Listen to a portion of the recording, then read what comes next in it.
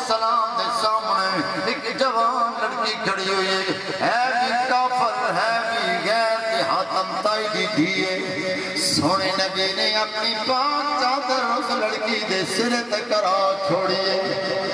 صحابہ حضرت یا رسول اللہ آپ بھی پاک چادر تے پلیت عورت کافر دی تھی سونے نبی دا میلاد منانا خوش نصیب ہو اج پیغام لے جو دیاں بہناں دا یاد دلاں دے اندر راسخ کر لو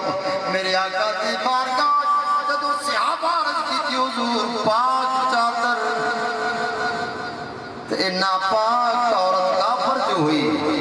میرے آقا دی فرمان دا مفہوم فرمایا میرے غلاموں دی ہو دیئے خواہ دشمن دی کیوں نہ ہوئے اج زینوں کا زنگ اترا بجھے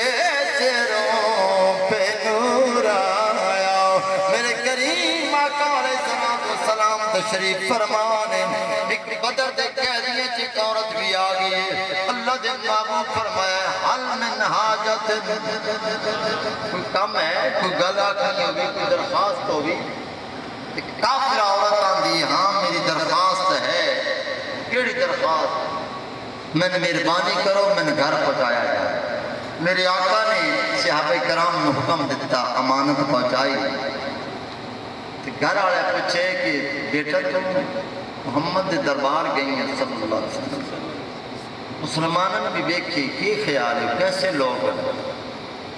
اس کافر عورت کا جواب سنو اور جنہ خدا من دیئے انہوں نے قسم کھا کے آن دیئے اے میری ماں اے میرے باپ اے میرے رشتہ داروں